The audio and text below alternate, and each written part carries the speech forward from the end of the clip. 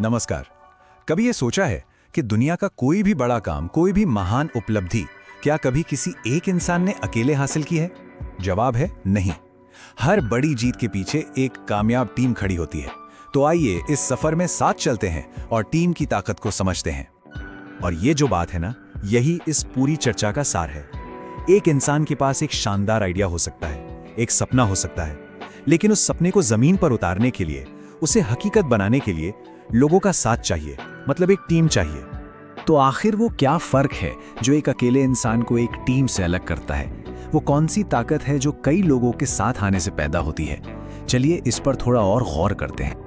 देखिए, एक अकेला इंसान सिर्फ उतना ही कर सकता है जितनी उसकी अपनी काबिलियत है, उसकी अपनी एक सीमा है। लेकिन एक टीम में हर सदस्य की ताकत आपस में जुड़ जाती है। जहां एक इंसान का नजरिया लिमिटेड होता है, वहीं टीम में कई अलग अलग नजरिए मिलते हैं, जिससे बेहतर और नए आइडियाज पैदा होते हैं और नतीजा कई गुना बेहतर परिणाम। इसे एक बहुत ही आसान से उदाहरण से समझते हैं। विराट कोहली दुनिया के बेहतरीन बल्लेबाजों में से एक हैं, इसमें कोई शक नहीं है। पर क्या वो अकेले भारत को वर्ल्ड कप जिता सकते हैं? नहीं। इसके लिए गेंदबाजों, फील्डरों और बाकी बल्लेबाजों यानी पूरी टीम का एक साथ मिलकर अच्छा खेलना जरूरी है। और ये बात सिर्फ खेल के मैदान तक ही सीमित नहीं है। जरा बिजनेस की दुनिया को देखिए। रतन टाटा और मुकेश अंबानी के पास बड़े बड़े विजन हैं, लेकिन उन विजन को हकीकत में कौन बदलता है? उनकी हजारों लोगों की मजबूत टीमें जो दिन रात काम करती हैं। टीम की ये जो ताकत है, ये कोई आज की बात नहीं है। अगर हम इतिहास के पन्ने पलटें तो हमें ऐसी अनगिनत कहानियां मिलेंगी जहां टीमों ने मिलकर नामुमकिन को मुमकिन कर दिखाया है।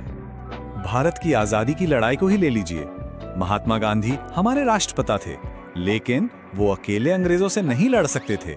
उनके साथ नेहरू, सरदार पटेल, सुभाष चंद्र बोस जैसे महान नेता और करोड़ों भारतीय एक टीम की तरह खड़े थे। ये एक सामूहिक प्रयास ही था जिसने हमें आजादी दिलाई। अब एक मॉडर्न उदाहरण देखते हैं। जब भारत का चंद्रयान 3 चांद पर उतरा तो वो पल हर भारतीय के लिए गर्व का था। लेकिन वो सफलता किसी एक वैज्ञानिक की नहीं थी। वो इसरो के हजारों वैज्ञानिकों, इंजीनियरों और स्टाफ की सालों की मेहनत और टीम वर्क का नतीजा था। टेक्नोलॉजी की दुनिया में एप्पल का नाम कौन नहीं जानता। स्टीव जॉब्स एक विजनरी थे, लेकिन उनके आइडिया को असलियत में बदलने वाले स्टीव वोज़नियाक और उनकी शुरुआती टीम थी। एक महान आइडिया को एक महान टीम ही सफल बना सकती है। तो अब जब हम ये जान गए हैं कि टीम क्यों जरूरी है, तो अगला सवाल ये है कि एक अच्छी टीम में क्या खासियत होती है? क्या है वो जादू जो कुछ लोगों के समूह को एक विजेता टीम में बदल देता है? चलिए पता लगाते हैं। एक कामयाब टीम की 5 खास पहचान होती हैं। पहला, एक साफ लक्ष्य, ठीक वैसे जैसे एक जहाज को पता होता है कि उसे किस बंदरगाह पर जाना है। दूसरा, आपसी भरोसा, जो टीम की रीढ़ की हड्डी की तरह होता है। इसके बिना टीम खड़ी ही नहीं हो सकती। तीसरा, साझा जिम्मेदारी, जहां हर किसी को अपना रोल पता हो। चौथा, एक पॉजिटिव माहौल, जहां लोग एक दूसरे को आगे बढ़ाएं, नीचे ना खींचें। और पांचवा, एक साथ जीतना और सीखना, यानी जीत का जश्न भी साथ और हार के सबक भी साथ। अब सबसे जरूरी सवाल पर आते हैं। अपने सपनों को पूरा करने के लिए एक बेहतरीन टीम कैसे बनाई जा सकती है? ये रहे कुछ प्रैक्टिकल स्टेप्स। सबसे पहले अपना विजन अपनी टीम को इतनी अच्छी तरह से समझाएं कि वो उनके दिल में उतर जाए। दूसरा, टीम में ऐसे लोगों को चुनें जो सिर्फ काम करना न जानते हो, बल्कि जिनमें सीखने की ललक भी हो, जिनका नजरिया पॉजिटिव हो। तीसरा, एक लीडर के तौर पर टीम में लगातार ऊर्जा भरते रहें, ठीक है, कोच की तरह। और आखिर में सीखने का एक कल्चर बनाएं, जहां गलतियों से डर नहीं लगता, बल्कि उन्हें बेहतर बनने का एक मौका माना जाता है। इस बात को हमेशा याद रखना चाहिए। हो सकता है अकेले कोई काम जल्दी हो जाए, लेकिन अगर मंजिल लंबी और बड़ी है तो उसे हासिल करने के लिए एक टीम की जरूरत होगी ही। सफलता एक मैराथन है, स्प्रिंट नहीं। तो अंत में एक सवाल है जिस पर सोचना जरूरी है। जो भी सपने हैं, जो भी लक्ष्य हैं, उन्हें पूरा करने के लिए बनाई गई टीम में कौन कौन है? क्योंकि याद रहे, अकेला इंसान इतिहास नहीं बदलता, एक टीम मिलकर इतिहास बनाती है। कभी सोचा है कि एक ही सिचुएशन में कुछ लोगों को सिर्फ मौके ही मौके नजर आते हैं और दूसरों को बस मुश्किलें? आज हम इसी कमाल के कनेक्शन को समझने वाले हैं। हमारी सोच और हमारे नजरिए के बीच का वो गहरा रिश्ता जो असल में ये तय करता है कि हम अपनी दुनिया को कैसे देखते और महसूस करते हैं। ये जो बात है ना, ये एक बड़े ही दिलचस्प साइकिल को दिखाती है, एक तरह का फीडबैक लूप। मतलब हमारे जो विश्वास है वो एक चश्मे की तरह काम करते हैं जिससे हम दुनिया को देखते हैं, और फिर हम जो कुछ भी देखते हैं वो हमारे उन्हीं विश्वासों को और ज्यादा पक्का कर देता है। यही वजह है कि एक ही घटना पर दो लोगों के रिएक्शन इतने अलग हो सकते हैं।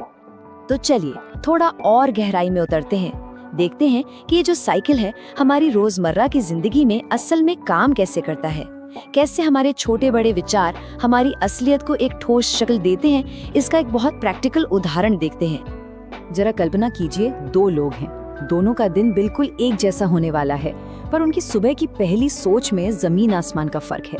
एक उठता है और सोचता है आज का दिन अच्छा रहेगा, दूसरा सोचता है उफ आज का दिन मुश्किल होने वाला है।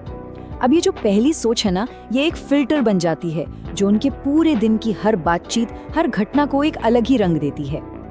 और देखिए सबसे कमाल की बात क्या है, दोनों के लिए बाहरी हालात, मतलब उनके आसपास की दुनिया बिल्कुल एक जैसी थी। फर्क था तो बस उनकी अंदर की सोच का। ये इस बात को साफ करता है कि हमारा नजरिया ही हमारी हकीकत तय करता है, ना कि सिर्फ बाहर की दुनिया। अच्छा, इस बात को और अच्छे से समझने के लिए चलिए एक बहुत पुरानी और मशहूर कहानी सुनते हैं जो नजरिए की इस ताकत को बड़े ही खूबसूरत तरीके से समझाती है।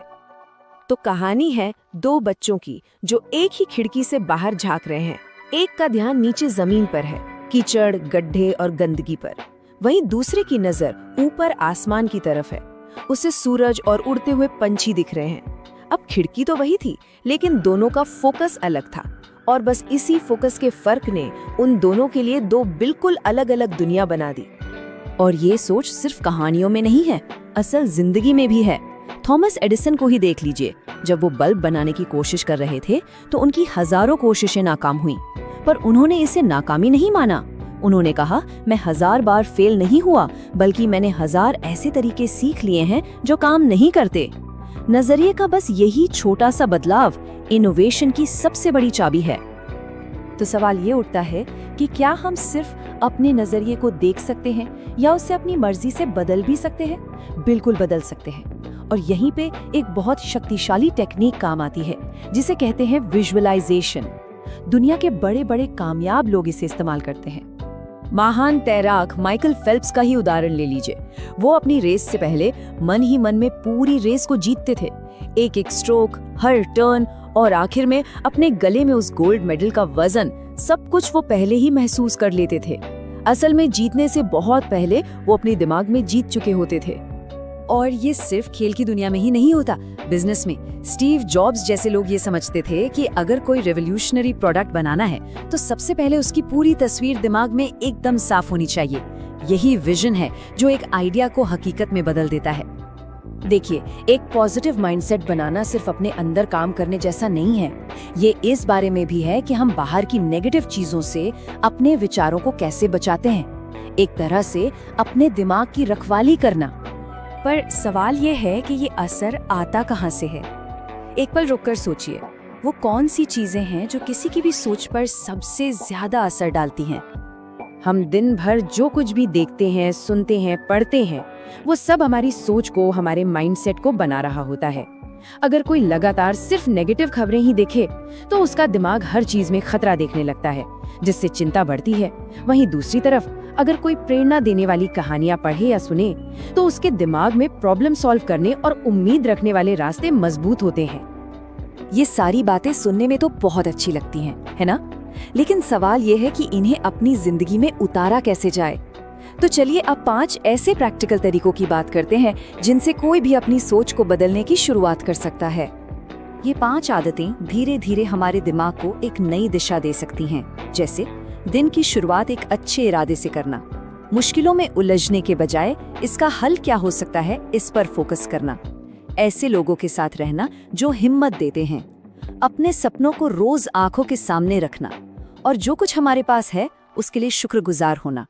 ये छोटे छोटे कदम बड़ा बदलाव ला सकते हैं। और ये सब हमें एक बहुत ही गहरी और आखिरी बात पर ले आता है, हमारी हकीकत कुछ और नहीं बल्कि हमारे नजरिए का ही एक आईना है। तो अब सवाल हम सब के लिए है, जब हम अपनी जिंदगी की खिड़की से बाहर देखते हैं तो हम किस पर फोकस करना चुनते हैं? नीचे कीचड़ पर या ऊपर चमकते सितारों पर, चुनाव हमेशा हमारा ही होता है। नमस्कार। कभी ये सोचा है कि हमारी सोच में आखिर कितनी ताकत होती है? मतलब ये हमें बना भी सकती है और बिगाड़ भी सकती है। आज हम इसी सोच के जादू को समझने के एक छोटे से सफर पर निकलेंगे। तो चलिए शुरू करते हैं। ये लाइन सुनने में जितनी सिंपल लगती है ना, उतनी ही गहरी है कि हम जो सोचते हैं आखिर में वही बन जाते हैं। ऐसा समझ लीजिए कि हमारा मन एक जमीन की तरह है और हम उसमें जो बीज बोएंगे, फसल भी तो वैसी ही काटेंगे। ये सिर्फ कोई कहावत नहीं, बल्कि जिंदगी की एक बहुत बड़ी सच्चाई है। तो चलिए सबसे पहले इस जाल को ही समझते हैं। नेगेटिव सोच पता है एक मकड़ी के जाले की तरह होती है। शुरुआत में तो पता ही नहीं चलता, लेकिन धीरे धीरे ये हमें ऐसे जकड़ लेती है कि हमारा अपना मन ही हमारी जेल बन जाता है और फिर वहां से निकलना बहुत मुश्किल लगने लगता है। और इसका सबसे पहला शिकार होता है हमारा आत्मविश्वास, हमारा सेल्फ कॉन्फिडेंस। मैं ये नहीं कर सकता या मुझसे नहीं होगा। ये सोच धीरे धीरे हमारी काबिलियत पर ही सवाल खड़ा कर देती है। ये बिल्कुल वैसा ही है जैसे कोई स्टूडेंट एग्जाम देने से पहले ही मान ले कि वो फेल हो जाएगा। उसकी आधी हिम्मत तो वहीं खत्म हो गई। अब देखिए, इसका असर सिर्फ हम पर नहीं, हमारे रिश्तों पर भी पड़ता है। जो लोग नेगेटिव सोचते हैं वो अक्सर दूसरों में अच्छाई देख ही नहीं पाते। वो हर बात में कमी निकालेंगे, हर किसी की आलोचना करेंगे और नतीजा, रिश्ते कमजोर होने लगते हैं, उनमें तनाव और दूरियां आ जाती हैं। और शायद सबसे दुख की बात यह है कि हम मौके खो देते हैं।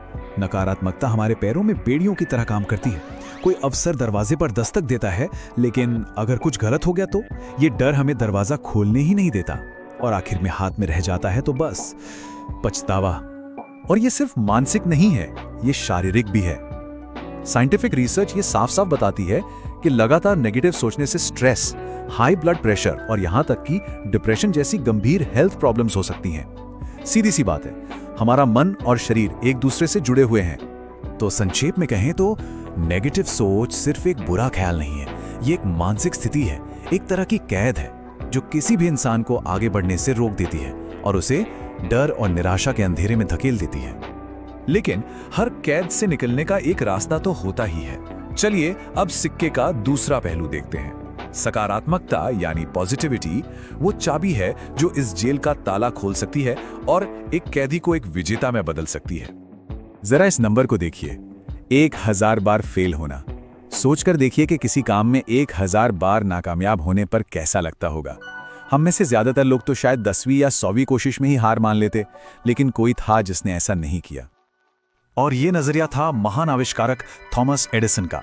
सोचिए, उन्होंने अपनी 1000 नाकामियों को फेलियर माना ही नहीं, बल्कि उन्हें सीखने का 1000 मौका माना। उन्होंने प्रॉब्लम नहीं देखी, बल्कि सॉल्यूशन की तरफ एक और कदम देखा। यही है पॉजिटिव सोच का असली जादू।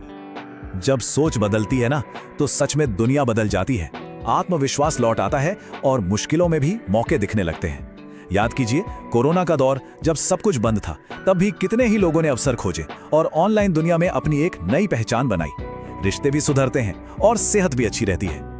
यहाँ दो रास्ते बिल्कुल साफ नजर आते हैं। एक रास्ता शक और डर का है, जो हमें असफलता और अकेलेपन की तरफ ले जाता है, और दूसरा रास्ता है विश्वास और हिम्मत का, जिसकी मंजिल है सफलता, अच्छी सेहत और सम्मान। चुनाव तो हमारा ही है कि हमें किस रास्ते पर चलना है। ये सब सिर्फ किताबी बातें नहीं हैं। हमारा इतिहास ऐसे लोगों से भरा पड़ा है जिन्होंने अपनी सोच की ताकत से अपनी तकदीर ही बदल दी। चलिए कुछ जीते जागते उदाहरण देखते हैं। जरा नेल्सन मंडेला के बारे में सोचिए। 27 साल जेल की एक छोटी सी कोठरी में, लेकिन उन्होंने अपने मन में निराशा को कभी कैद नहीं होने दिया। उनकी पॉजिटिव सोच ही उनकी सबसे बड़ी ताकत थी, जिसने उन्हें जेल से निकालकर एक देश का नेता बनाया और दुनिया के लिए एक प्रेरणा। और हमारे अपने देश में डॉक्टर एपीजे अब्दुल कलाम का जीवन देखिए। गरीबी और न जाने कितने संघर्षों के बावजूद उनकी पॉजिटिव सोच और सीखने की लगन ने उन्हें भारत का मिसाइल मैन बनाया और फिर राष्ट्रपति भी। ये साबित करता है कि हालात नहीं, हमारी सोच बड़ी होती है। तो सबसे अहम बात यही निकल कर आती है, किसी के भी जीवन की कहानी बाहर के हालातों से नहीं, बल्कि अंदर की सोच से लिखी जाती है। और अच्छी बात यह है कि हर कोई अपनी कहानी का लेखक खुद है। तो अब सवाल उठता है कि शुरुआत कहां से करें? देखिए, 3 बहुत आसान कदम है। पहला, हर मुश्किल हालात में उम्मीद की एक किरण ढूंढने की कोशिश करें। दूसरा, अपनी भाषा बदलें। मैं नहीं कर सकता की जगह कहें मैं कोशिश करूंगा। और तीसरा, खुद पर यकीन करें, क्योंकि जब हम खुद पर यकीन करते हैं तभी दुनिया भी हम पर यकीन करती है। अंत में बस यही एक सच है, ये एक छोटा सा बदलाव है, लेकिन इसका असर बहुत बहुत बड़ा है। जब सोच बदलती है तो हमारा नजरिया बदलता है, जब नजरिया बदलता है तो हमारे काम बदलते हैं, और जब हमारे काम बदलते हैं तो जीवन तो खुद ब खुद बदल ही जाता है। तो इस चर्चा के आखिर में एक सवाल हम सबके लिए है, हमारी सोच हमें कहां ले जा रही है? क्या ये हमें एक कैदी की तरह बांध रही है, या फिर एक विजेता की तरह उड़ान भरने में मदद कर रही है? इसका जवाब हम सबके अपने अंदर ही है।